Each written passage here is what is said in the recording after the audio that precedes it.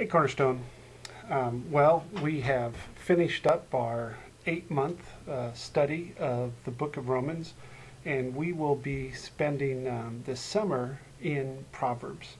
And this week is Mother's Day, and Troy is going to be talking about being a godly woman out of predominantly Proverbs 31.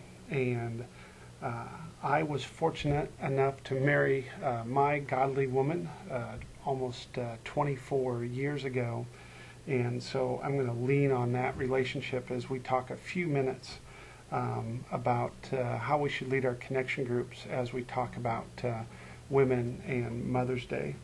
I really think what I'm going to do is just start out by reading a few verses from the first chapter of Proverbs, which really talks about the purpose of Proverbs, and starts out by saying, but learning what wisdom and discipline are, for understanding insightful sayings. And then at the end he says, the fear of the Lord is the beginning of knowledge. Fools despise wisdom and discipline.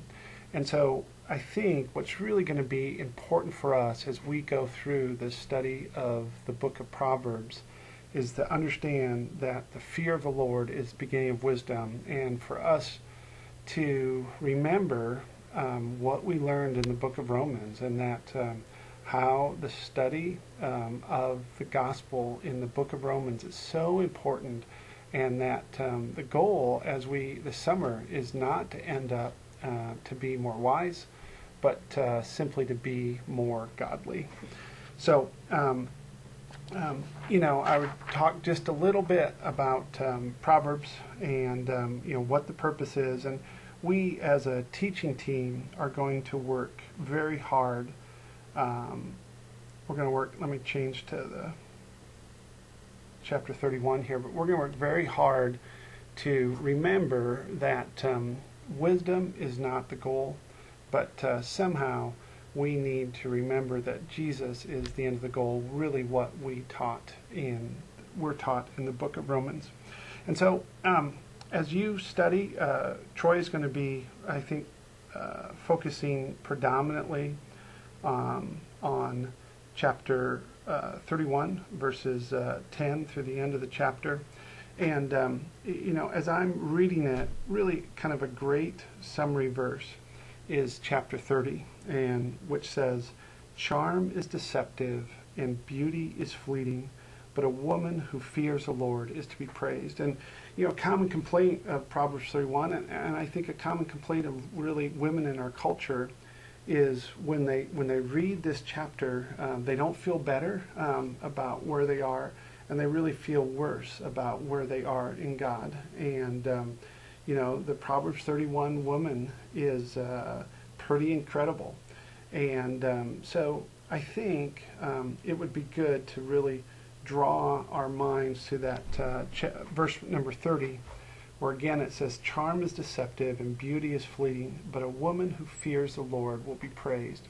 And kind of have that contrast between charm, beauty, and who fears the Lord. And I think just as we started out in the first part of Proverbs, and as we end up, this is the second to the last verse in Proverbs, this idea of a woman who fears the Lord will be praised, I think is very important. And so in my group, I'm just going to talk about, what are the characteristics from chapter 31 that we see is a woman who fears the Lord. And in your questions, you're going to see, verse 21, and then in verse 25, it says, strength and honor are her clothing, and she can laugh at the time to come.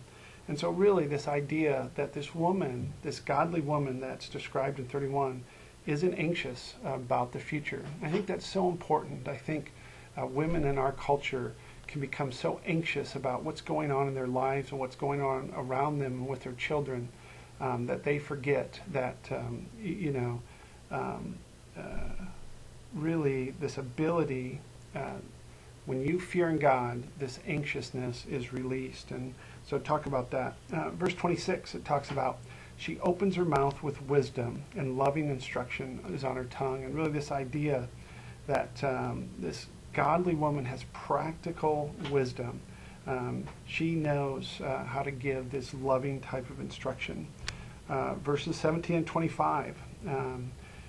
25 says, strength and honor are her clothing, and she can laugh at the time to come. Same verse we talked about before. But she's strong and confident because of her fear in God.